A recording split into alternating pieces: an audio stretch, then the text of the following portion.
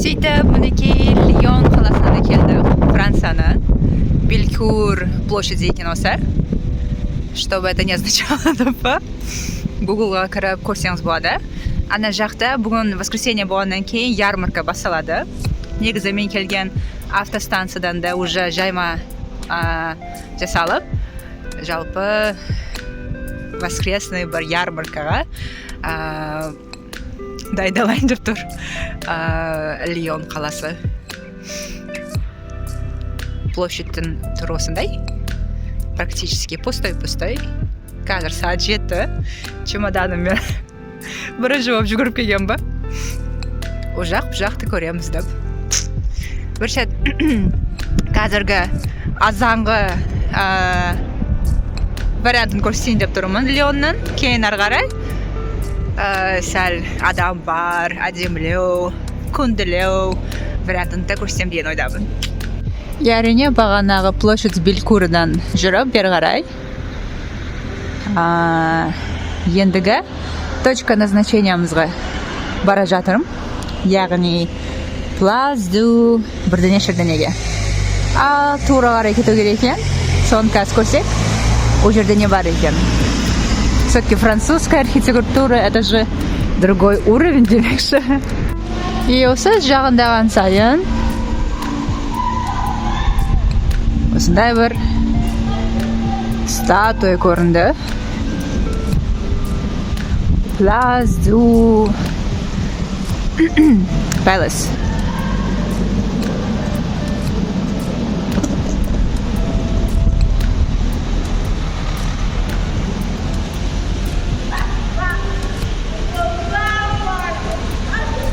Koştu. Кешірім сұранамын, Place du Palace емес, Place du Jacobins екен. Мінекей? Өте қызықты. Күн салқындау бақашты. Сондықтан осындай бір курточкамда жүрмін. Антверпен сатып алған. Деп шыртыл кеткен ба? Былайша әдемі сияқты. Ja?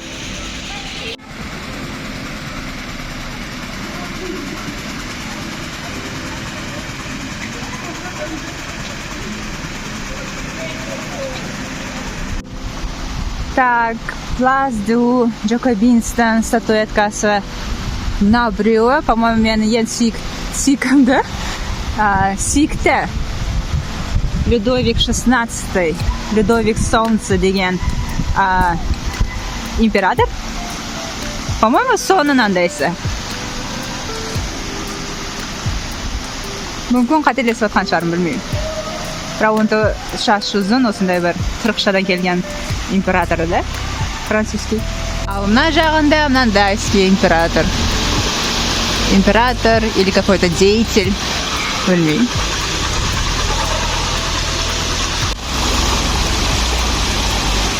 И осы төрт жағынан да төрт әртүрлі адамдар. По-моему, императоры, французские какие-то там деятели. Мүмкін жазуына қарап тануға болатын шығар. Қасында кәдімгідей салқын қылып көрсетіп тұрған фонтанчигімен.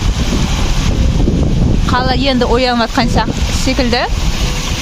Таксилердің барлығы сыртқа қарай шығып кеткен жағында. Ура! Как дальше? Place du Jacobins дедім ба? Содан кейінгі точкамыз Place du Republic болып шықты. Республиканское место деген сияқты.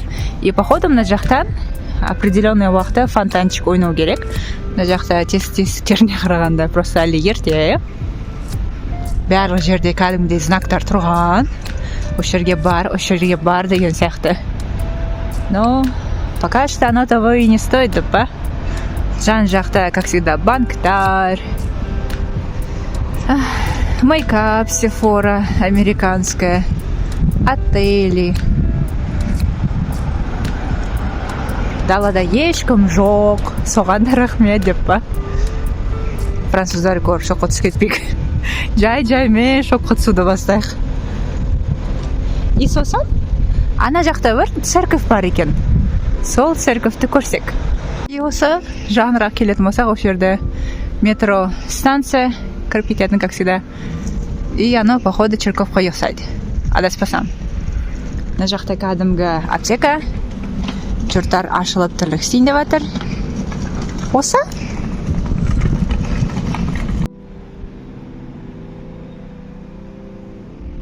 Сөйтіп ешқандай церковь емес, әшейін хостел болып шықты.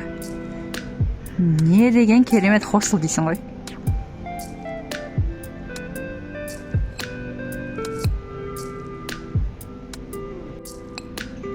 Сөйтіп, ар жақтан бер қарай жүріп, ендігі көру керек деген нүктеме келсем, ол дейтін мынандай нәрсе болып шықты. Passage de l'Arc. Білмеймін, мүмкін ішінде бір маған ұнайтын бір бутик болған ба, басқа болған ба. Бірақ қазір ерте болғаннан кейін, әрине, барлық жер жабық. Так что ары қарай жүрейік онда. И осы французский мен ең сүйкімді арзан магазин Моноприхтен кейін. Мына жақта стройка кетіп жатқан екен. По крайней мере, Бельгия қарағанда бұл жердегі цемент, брусчатка, чемодандар жүруіне ешқандай қолайсыздықтарды көрсетпейді. Тық деген дауыстар шықпайды. Оған да рахмет. И осы ендігі достопримечательностіміз.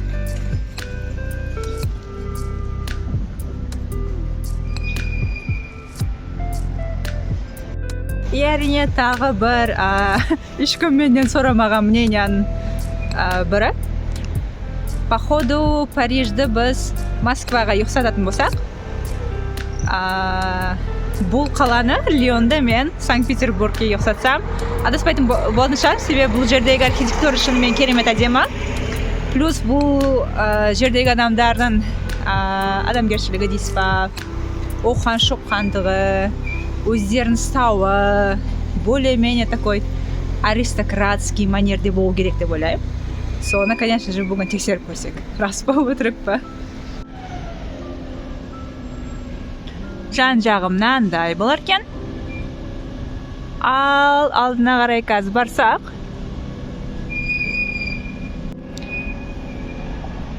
үйсіз адамдардың жатқан ахуалын көруге болады. Себебі шынымен Франция, Бельгия, Германия, жалпы біз сияқты, СНГ мемлекеттер сияқты, осындай үйсіз қап кеткен бейшараларға, мүмкін үйі жанып кеткен шығар, мүмкін бір қандайдыр басқа жағдай болған шығар. Оларды далаға, вообще адам көрмейтін жерге апарып тастамай, өстіп, хоть какой-то шанс на выживание беретін болады. Какой крутой мемлекет болса да, қандай крутой бір қала болса да, сондай жағынан, по-моему, дұрыс сияқты деп ойлаймын. Енді, конечно же, отдельные палатки үйлер істеп берсе, одан да күшті болатын еді, бірақ, ну, тоже неплохо. Совсем лақтыр жергеннен. Сол кезде адамдар да ойланады, что в будущем осындай болып қалуы мүмкінбіз бізде. Сол үшін жұмыс жасайық, аңқайып отырмайық деген сияқты ескерту секілді де болады ау. И әрине тағы да французский қалалардың ұнайтын жері, барлық жерде знактар тұрады. Действительно, қандай бір достопримечательностьке қарай барыңыз келетін болса, все қарай, значок арқылы кете бересіз. Тегі, мысал үшін. Значит, қазір бұрыламыздағы ары қарай кете береміз.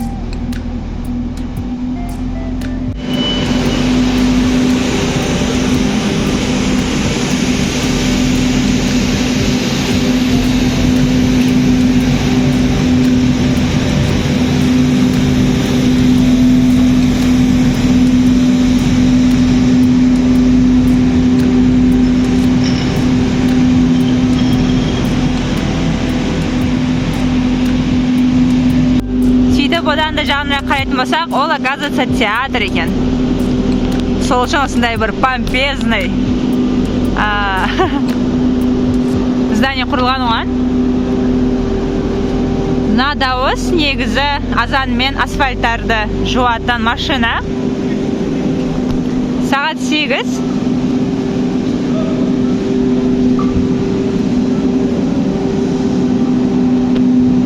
Мінекей. Мен қазір чуть-чуть сомневаться етіп атқаны. Осы ратуша емес пе екен? Прям на замок жауып тастаған. Кешегі андай қоқсап. Отнейді ген қосап. Закрытая такая ратуша демекші. Потому что еще подозрительная тема.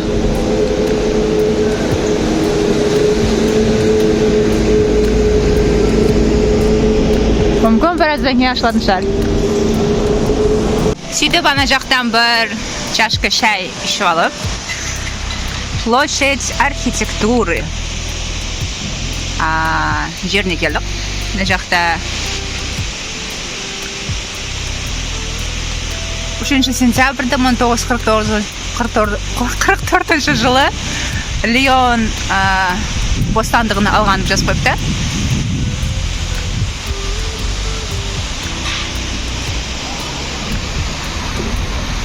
Қызық.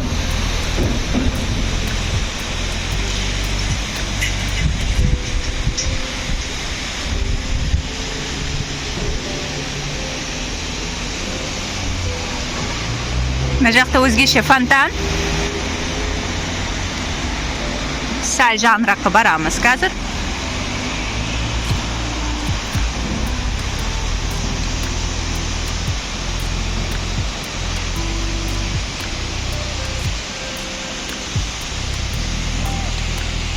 Енді бір осындай бір улицаға кіріп қалсам. Тарлығы, конечно, это ничего, но как в Стамбуле, төбеге қарай жүретін. Приколы да бар екен Лионнан.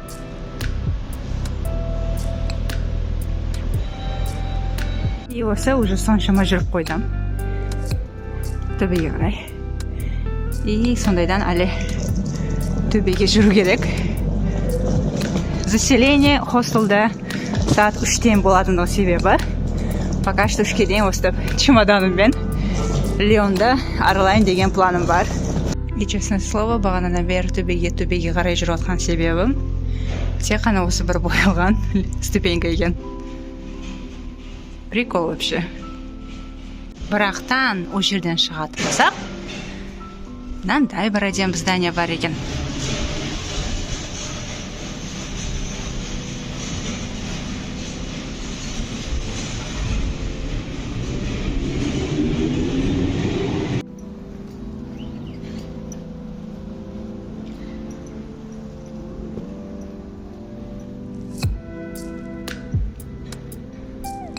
Амфитеатр Трехгалий деген жер жоғарыда екен.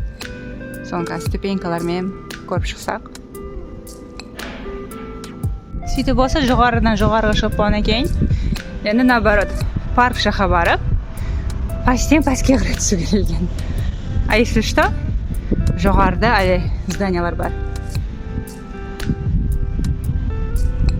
Спортивный город. Сөйтіп паске қарай түсе берсе, парк осындай бір вандальский изуродованный монументпен басталар екен. И опять же паркқа шығу үшін, сол 3 галийді көру үшін төбеге қарай шығу керек екен. И осы паске қарай түсе берсе, осындай бір стройка, брусчатки болып, а мына жақта как раз мен іздеп атқан фреска Леона басталар екен. Басталғанда емес, өзі бірақ стена екен, фрескадан істелген.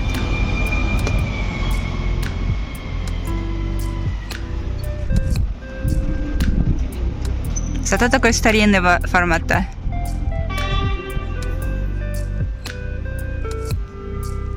Ну, тоже необычно. Енді болса, фрескадан кейін осындай Сона рекасымен бойы эскалье Прунель. Сосын тағы да бір соборды көрейін деген ниетте. Алға қарай тек қана жүріп кете береміз. Сөйтіп эскалеға бару бұйырмады. жоғалып кетеміз деп қорқып жатырмын, қайдағы бір жоқ жерге барып. Одан қайта Сон рекасын көріп, ары қарай просто аралап жүрсек без плана.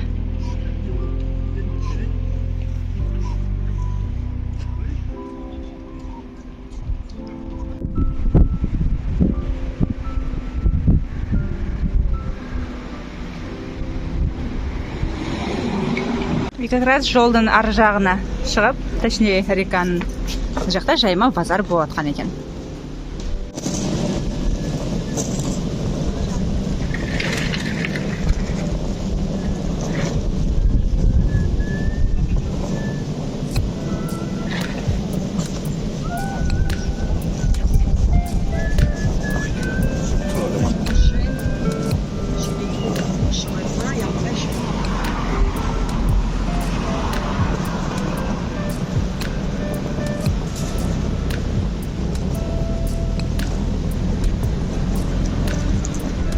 Турасын айтсам, жай-жаймен осы Лионға келгенге вообще өкініп жатырмын, себебі просто кәдімгідей стандартный город, европейский.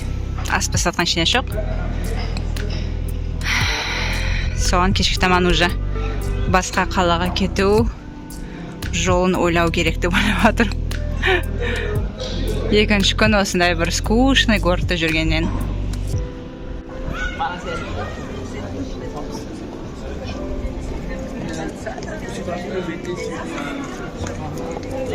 Лионский собор Богоматери.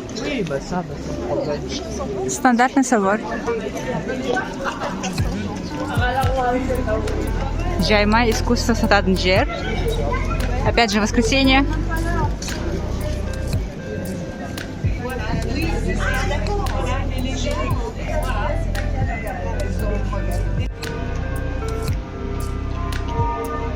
Сөйтіп болса Нотр-Дамдың төбеге барын орна. Святая Троицаға бағышталған бір монумент көрем ба десем, ол әшейін бір ресторан төбесіне қойып қойған.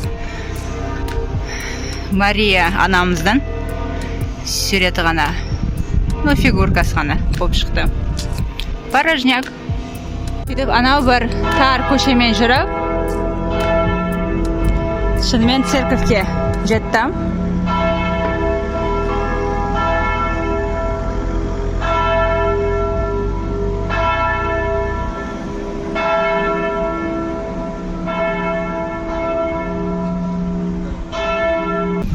Сөйтіп, жоғарыдан жоғары қарай шығып, келген жерінен қайтып кет демекші.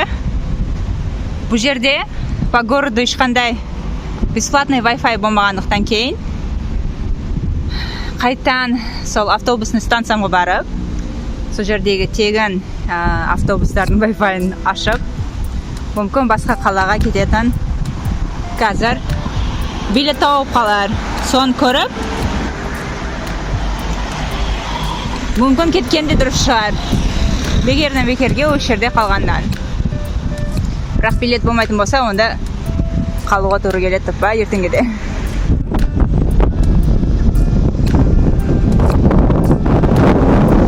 Келдім, көрдім, бір-екі сәт жүрдім. Түкінемады. Кетіп әрекет қылып отырдым ба. Жа осындай. Леон. Сөйтіп болса, автобусный станцияға барып, интернет қосып, жалпы билеттер өзімнен қайтарайын деп атқан билеттерімге қарағанда қымбатырақ болып шыққаннан кейін. И плюс ночевка бәрі бір Миланда болатындығы себебі ондай тірлігімді қоя салайын едім. Не болса да бүгін ертең осы Лионды аралап, қолымнан келгенше тыныштықпен, қандай жер келді болса да қалуға міндетті мынау. Сөйтіп болса, турадан тура өзімнен бағанағы автостанциядан шығып, жалпы басты қатырмай бір шет өзімнен хостелім бар жерге көріп, айналысты. Мүмкін сояқтан бірдене жеп, настроением көтеріп, кейін қайтан қала аралайын деген ойдамын. Осы мосты мост университеті деп атар екен. Mospен ар жаққа қарай өту керек. Мына жақта флагтарды қараңыздар. Европейский Союз, Франция и басқа біреулер.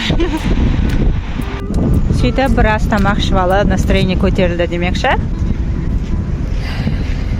Қаланы және бір рет адамдармен аралап көруге ұрыны көрейін деп жатырмын. Сөйтіп осы мен хостелымнан Шайырсте осындай бір набережныйның көрініс осындай болып шығады.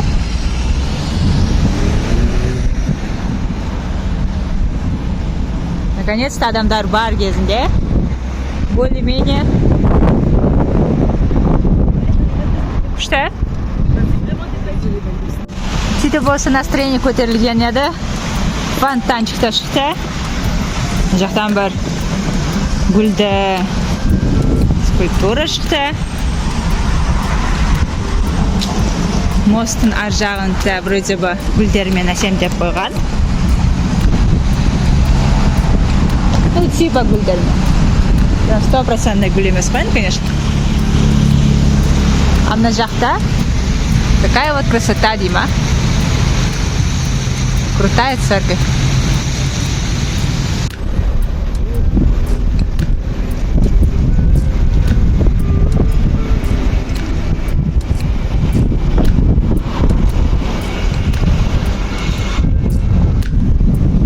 Все-таки разница бар. Любой қаланы қала қылатын ол бәрібір адамдар. Они как Азанда, Зомбиландия сияқты. Ешкім жоқ. И одни только здания деп па. Бірақ қалай болса да Лион қаласын бір күннен артық немесе тіпті даже 5-6 сағат ішінде 10 айлықпен көріп шығуға болады. Так что маған ұстап 2 күн қалып, әвере болып, бекерден бекерге бір көрген жерлер қайта көре бермей. Бір күнде былай жететін түсінген дұрыс сияқты. Өзіме де сабақ болды. Сөйтіп жалпы, мысалы үшін Парижде ақ песоктан істелген бір қандайдыр цемент болған болса, Лионда почему-то ондай решенияны қызыл түсте жасауға әрекет қылған екен. И как всегда осындай адамдар қырғын кезінде қытайлықтар олай да бұлай да фотосессия істеуді бастайды. Молодцы, негізі. Өте қуанышты адамдар. Ұялмайды да қорқпайды ешкімнен позировать етіп. Берут от жизни все деп па. Опять же бағанағы жүрген улицам. Өзгерген ештеңе жоқ, тек қана адамдар, машиналар.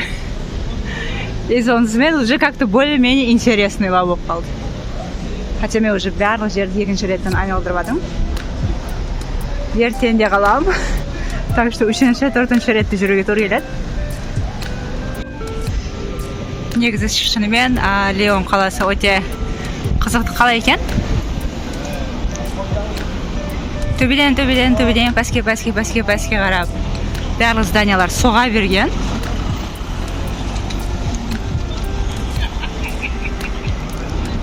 План ертеңге бір ғимаратқа қарай бару. Қолымнан келсе.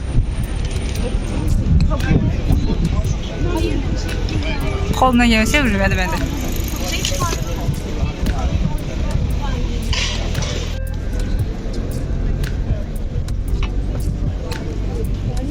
Бәрібір осы француздардың архитектурасы зым болады ше. Конечно, ертең итальянский архитектураны да көреміз. Бірақ қазірше осының өзде әжептәуір әдемі көрініп жатыр дәл өзіме. Сравним, вот поживем и увидим, Дима. Короче, Азанда көрген фрескамыз бар емес пе да на тематику еды, на тематику еды и соседей. Дәл осындай фреска екен ғой мынау. Фреска библиотеки. Мен болсам бағана соны көремей қалдым. Қасынан өтіп кетіп, анау мынау қылдым деп уайымдап жүрсем әже осындай сурет екен ғой.